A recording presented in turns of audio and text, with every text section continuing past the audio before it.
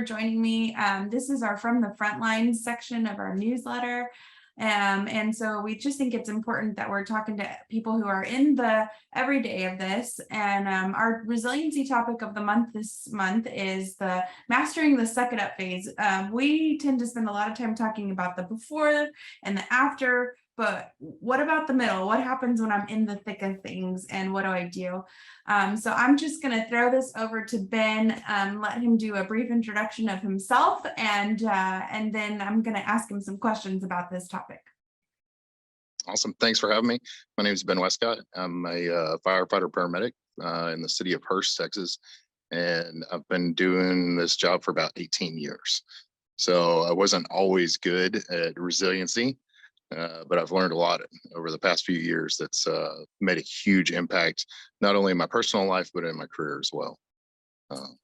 Awesome. I love that. And I love that you're here talking about this today, because I know all of Ben's story, which we do have that. I'll put it in, I'll link it to this as well if you want to go see his whole story. But I think that this, I'm just going to start with why is kind of the mastering the suck it up phase an important resiliency topic for you? So the mastering of the suck it up phase is like a step further than what we're initially taught about just suck it up and do your job. All right, which is a very vital part of our profession.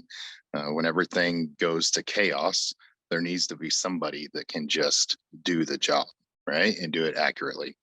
So besides just sucking it up, the mastering part of that is one, how to suck it up, and then when you're supposed to suck it up, and when it's time to let that part go so that you can process what you've been through afterwards.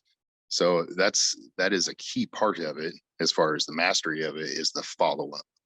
Yeah, it's huge. I love that. So what is something that you do kind of that in the moment when you do have to suck it up? What helps you when things are chaotic, when your brain is going a million miles a minute? So I actually have two things that I do that are my go-to for kind of that recentering, kind of getting into the focus of what's right in front of me. The first thing that I rely on is box breathing. Box breathing is huge for me. It gives me a moment to concentrate just on taking those short couple of breaths, holding them just for a few seconds. And it kind of brings a control to my mind that's in that moment that allows me to use that control onto and help process whatever I'm working on at that point. So the box breathing is really big. It's actually big enough that I've actually started using it with my patients in the back of the ambulance. For years, we run the anxiety attacks and they get crazy and emotional and everything is ramped up. And used to, if it was bad enough, it was more the medical protocol was just sedate the patient. But if I can keep from doing that by encouraging them to do box breathing, which works a lot of the time, it gives them that point of focus, a point of reference, that it's something that just gives them a small guidance for a split second that helps them re-engage their mind to where they get control of themselves. Yeah. What a cool thing. I think you're the one who told me, and I love this phrase of, it's almost like a scene size up of your brain. Like, I got to figure out, what am I going to do? I got to size up the scene. And if I take some deep breaths, it allows me to do that. Exactly. That's right. Put things where they got to go and figure it out. So, yeah, because of our training, it doesn't take a whole lot of time to size up what's going on around us. Right. So you just need a few seconds. And that control that takes place during that box breathing allows you to make a better size up of that. And I think that's one of the most key parts during that suck it up phase is having the control to make the correct decision for that moment.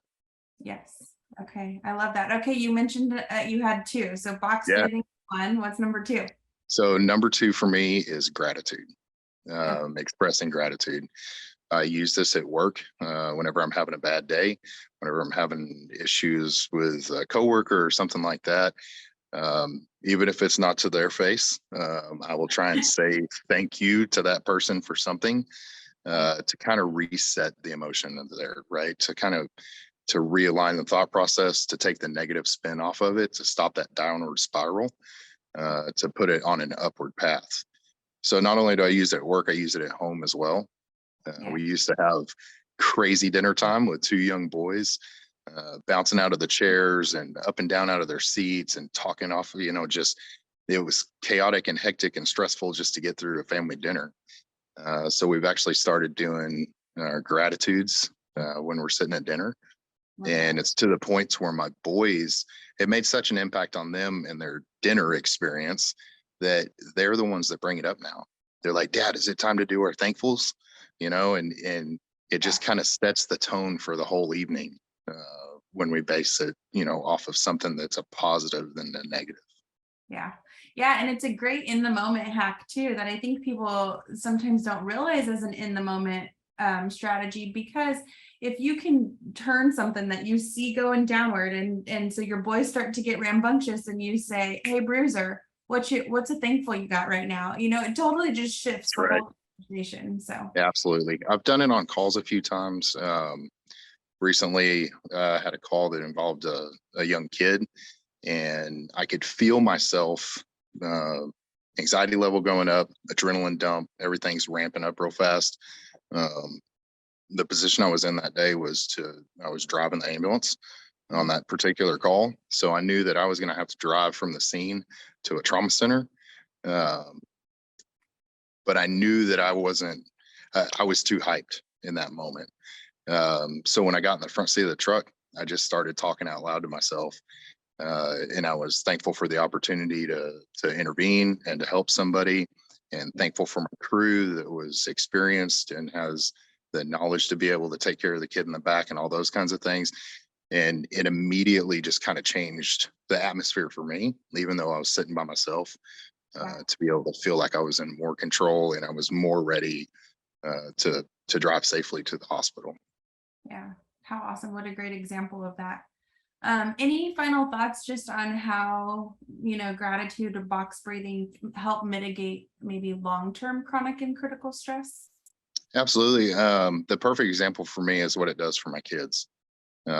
Dinner was real stressful. It usually turned into how they got in trouble at school, or the chores that didn't get done, or something like that. And the long-term effect of that is, and we have great family dinners now it's just family focused, and that's a long-term thing. And it's something that my boys now have learned to the point to where it's natural for them.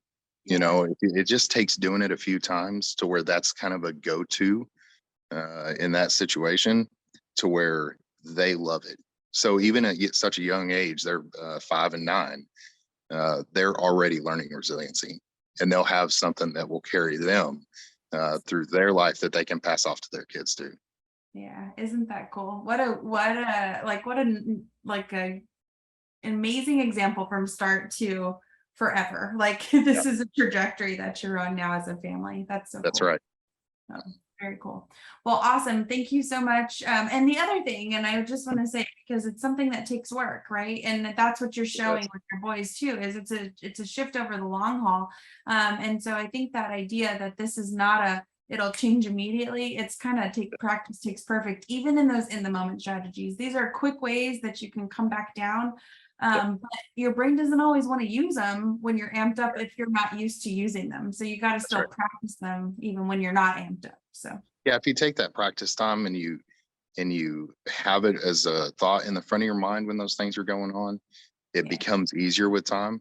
And if you understand the way that those things worked, those in the moments, the way that gratitudes work, the way that box breathing works, then you'll notice it once those things take effect, right? Once you utilize that, you can notice the difference within yourself, which will help reinforce you to want to use that the next time, because it makes you better as a person, really. In that moment, it recenters you where you have control of yourself and you're making the best decision possible, whether it's at work or with your family. Yeah, absolutely. I love it. All right. Well, thank you so much. I appreciate this, and I'm grateful for the conversation. And as always, I love getting to spend time with Ben. So awesome. Thanks for having me on. all right.